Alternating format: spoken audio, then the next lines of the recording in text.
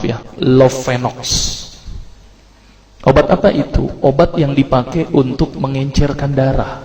Biasanya diberikan pada penderita penyakit jantung, stroke, dan gangguan bekuan darah. Lovenox. Di situ tertuliskan kata apa? Porsin origin. Ada yang tahu porsin? Ada yang tahu? Nggak ada yang tahu. Berarti kalau dokter ngeresepin obat apa aja ditelan semuanya nih. Masya Allah. Porsin itu isinya Pak, babi Pak.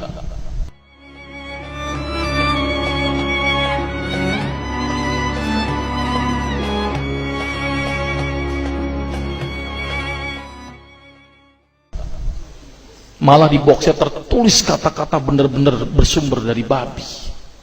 Saya bilang, waduh, berarti dok kalau antum ngeresepin porsin satu pasien, antum telan itu obatnya, kira-kira ibadah orang tersebut diterima nggak sama Allah? Diterima apa tidak?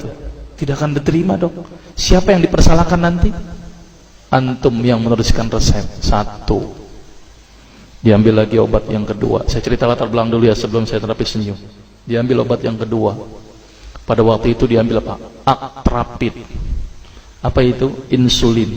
Tulisannya apa? Human insulin.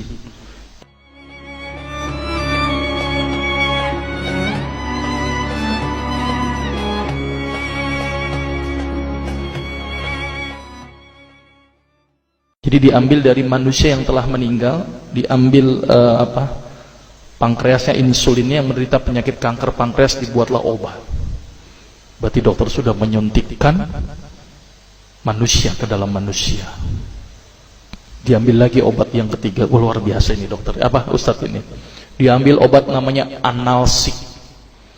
Apa itu analsik? Obat untuk pusing. Ini di kalangan dokter sering resepin ini. Isinya apa? Antalgin dan diazepam.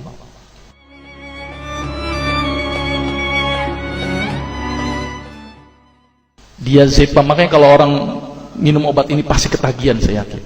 Kalau minum obat warung nggak ngefek ini. Karena kenapa? Karena mengandung diazepam. Diazepam itu apa? Narkoba Pak. Bikin kita teler. Maka itu cara nyari uang paling gampang, kasih aja resepin analsik, pasti balik lagi dia. Karena kenapa? Narkobanya bikin kecanduan. Dia mengandung diazepam. Diazepam fatwa ulama bagaimana? Haram. Diambil lagi obat batuk, kodein.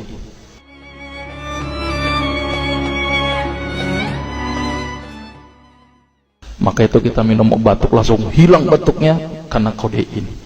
Kodein ini ternyata derivat dari narkoba. Berarti dokter sudah ngeresepin narkoba. Diambil semua obat sirup di depan saya, lihat semuanya.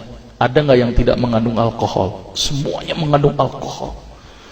Sampai saya pikir, Masya Allah, berapa ribu pasien yang telah saya resepkan obat-obatan haram tersebut. Ini yang menjadi kegelisahan saya Pak. Maka itu saya beda haluan, kemudian belajar hadis, walaupun gak lulus-lulus biarin, gak apa-apa. Terus kemudian saya melihat ada sesuatu yang salah. Kenapa? Karena agama Islam tidak dipelajari secara benar. Banyak umat Islam saat ini belajar akidah, belajar akhlak, belajar fikih.